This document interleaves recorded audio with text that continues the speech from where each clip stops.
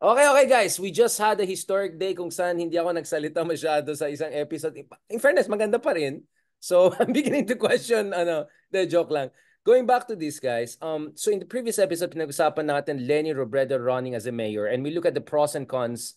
And I really appreciate interventions by Attorney Mark and El Professor Ronald dito sa ano yung mga fault lines, ano yung mga challenges.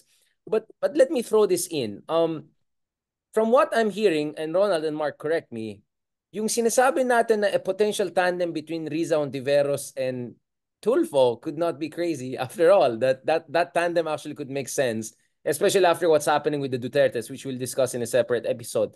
But at the same time, um, Lenny running as a mayor and most likely doing very well as a mayor of Naga will also, I don't know, could I mean, is it possible for both Riza and Lenny to rise in the next 3 to 4 years to set them up for 2028? Maybe Riza as VP and Lenny as president. I mean, do you get what I'm saying? Like, advance ako mag-isip, pero these are things that I'm seeing coming. I mean, after all, marami tayong inisip na nangyari na ngayon, di ba? Including Sarah getting out of the cabinet, which we'll discuss in the next episode.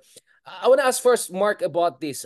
Can you see, for the lack of better term, a kind of a symbiotic rise of both Riza and Lenny in the coming years as things stand, kung saan each of them, they will shine in their own ways and bahala na kung gusto tumakbong presidente sa your VP.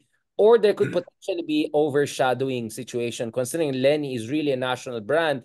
Si Riza, she's still building it pa nga eh. I mean, for all the great things Riza is doing, hindi pa rin siya Lenny level eh. So what, again, I'm sorry to folks from Kakamping, baka sasabihin na, ito naman si Richard, nag-echosera, etc. But I'm just being realistic here because nakita ko yung tendency sa Pilipinas na isa lang sinasanto parati, when in fact, what we need is a movement of great leaders. So ako personally, I want all of them to shine sabay-sabay. But I just want to look at, the reality of our politics. Mark, ikaw muna, ano, do you feel good about both Lenny and Risa potentially rising? I mean, feel good not personal per se, but in terms of analytically. That's a good problem to have, di ba? Parang mas maganda na yung marami kang choices na pwedeng tumakbo, pwedeng magpresidente, pwedeng mag-vice president, kaysa yung malapit na yung 2028, isa lang yung isa o no choice ka. Si Lenny lang ang merong tsansa. Mas sa akin, that's a good problem to have. Kung meron ka ng Lenny as an option, meron ka pang Risa as an option, who knows kung merong makalusot dun sa tatlong senador ngayon, kung si Senator Bam, kung sila Senator Chel o Senator Kiko, kung merong makalusot diyan, or who knows, baka ibang member na baka makalusot si Mayor Trillanes, or maganda ng maraming options na pwede kang pagpilian na tataas yung profile kaysa yung pag malapit na wala kang choice. It's either or so. That's a good problem to have. And ako, I really like yung nangyayaring branding ngayon kay Senator Risa.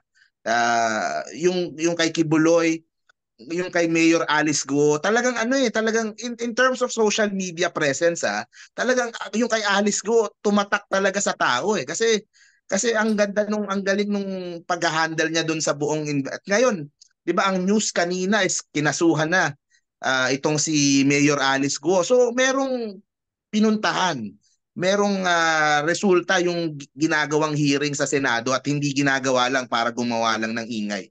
So tapos ngayon, I could see she's reaching out to influencers, may mga kasama siyang ganun. Meron yung sa Quezon City, di ba, yung Pride Parade. Si Senator Risa is also a strong ally of the LGBT community, and yung sogin na nilalaban. So she is crafting branding that's uniquely her own. Siguro ang kailangan na lang talaga niya is more pro-Risa vloggers. Siguro yun. Baka doon na to make pro-Risa diehards. Kasi hindi din madali magtayo ng mga diehards. When I say diehards, sa social media, yun yung makikipag-away para sa'yo. Pag merong nagsalita ng negatibo tungkol kay Senator Risa, yan na, susugod na yung mga yan. So, yun yung right, kailangang i-figure out din kung paano ma-develop siguro to have her own mga Risa, pro-Risa vloggers, pro-Risa diehards. Kasi if you have your vloggers, ibig sabihin, merong demand yung mga tao to watching Risa content. So ibig sabihin interesado sila sa iyo. They invested sila sa iyo. So sa akin doon bubuin yung base na sa kanya talaga. And ayun, kasi sa ngayon yung mga vlogs ko about kay Senator Risa, ang nanonood mga kampi kay Marcos. So ibig sabihin meron na ding coming from that camp na natutuwa kay Senator Risa. So maganda yung takbo niya. She is growing her base and she is creating a niche for herself. Talagang magaling na talaga to si Attorney Mark. I mean, I'm all ears. I'm really enjoying this.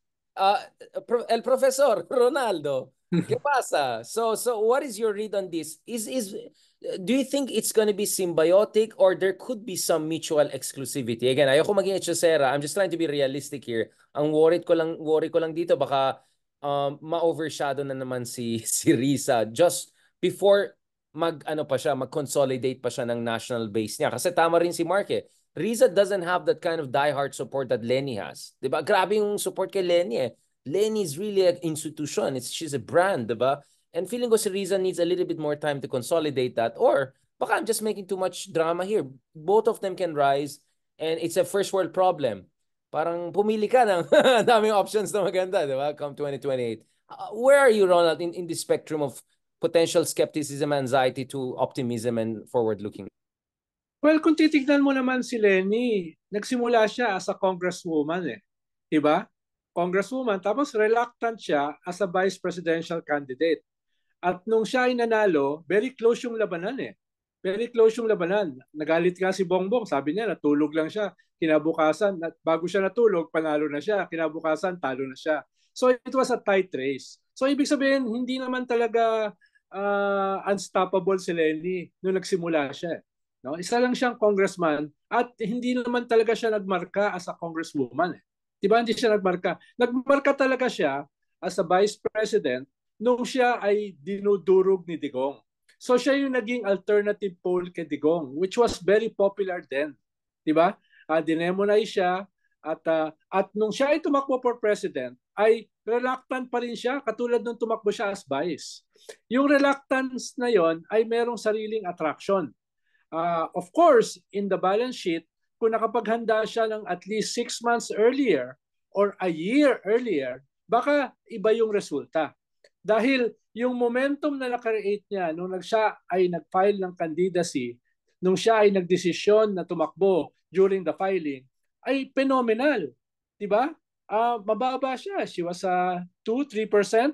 Tapos naging number 2 siya. Nilampasan niya lahat. Si Isko nga ang mataas nun eh. Isko was 19% during the filing of candidacy. Bongbong was 20. Diba? Si Sara was 27. Pero mababa si Lenny Kaya hindi siya, wala pa yung Lenny brand when she started. Siguro kung naghanda siya earlier, baka iba yung resulta. Kaya ang sinasabi ko lang, si Risa ganun din eh. No? She's just beginning to create her brand. Yung brand ni Lenny, na-create nung siya ay inatake ni Digong. At yung brand na yan ay medyo mahina dahil very popular si Digong eh. And yet, after Digong ay naka-create siya ng momentum. Kahit siya ay natalo. It was a glorious defeat. Kumbaga yung victory ng unity team is a Pyrrhic victory. Dahil pagkapanalo, nawasa ka agad eh. Yung glorious defeat naman, yung glorious defeat naman could have been harnessed. Yun yung naging weakness, hindi na harness. Yung glorious defeat na yan. Yung momentum na yan na pink wave. Medyo nawala na yung wave. Sana ma-reharness uli yan. No? Ngayon, si Risa, sabi nga ni Mark, medyo maganda yung performance niya. Bakit? Dahil yung kinuha niyang issue reflects what is wrong with our political system. What is wrong with our political culture. No? Parang naging iconic si Kibuloy. Ito yung pre-modern na what we can do without. Si Alice Guo, ito yung modern, no? Or postmodern that we can do without. So yung mga kinalaban niya, so yung mga kinalaban niya created, no? Paano Pogo kasi postmodern yan eh. No? So yung mga kinalaban niya created the icons which is defining her now. No? Kumbaga si Leni was defined by Duterte, ito ngayon si Risa is being defined by the causes she is taking. Fighting To the extent na even Baste grudgingly admired her. Anong sabi ni Baste? Buti pa si Senator Risa Hontiveros consistent, si Bongo hindi. Di ba yun yung sinabi ni Baste? Di ba? That is a Duterte, can you imagine a Duterte praising Risa? Can you imagine that? So something is going on here. But Ronald, maybe we'll discuss that in next episode. Maybe it's also Baste trying to signal that maybe they can have a grand alliance of their own against the Marcoses. Kasi he's saying maybe imposible yun. Yeah, I mean, it's not gonna happen. But you know, Baste is just trying his luck, diba? But we'll discuss it in next episode. Before we close this episode, for me, if there were to be a positive scenario here, and this is where I see exactly where Mark is coming from. Kumbaga may parang multi-level market. Like each of them can rise in their own ways. So Riza will be the national progressive figure for the next 3 years. And then Leni can become the model LGU leader for the next 3 years. And then, tama si Mark, down the road, symbiotically, both of them could be a good position to run for something better. Panghuli lang point, Richard. Baka hindi sapat yung 3 years. No? Baka yun naman yung problema kay Vico Sotto. Masyado siyang nagiging parokyal. Parang kinalimutan niya yung national. Nag-focus na lang siya sa local. Baka yun naman yung naging weakness ni Isko. Baka hindi sapat yung 1 term. Imagine kung si Isko ay naging mayor for 2 or 3 terms. Imagine mo yung impact niya like a Binay. Diba? Kumbaga yung dito sa Makati ni Binay, pwedeng ipagmalaki ni Isko na dito sa Manila. No? So yun naman yung baka yung kay Vico Sotto na sobrahan naman, na kinalimutan na yung national, yung kay Isko naman, masyadong napabilis. So somewhere in between. Let me contradict you there by saying that in Naga, you have already a Jesse Robredo model. It's not like Leni is creating something from scratch. Pero nawala siya. Nawala siya for a while eh.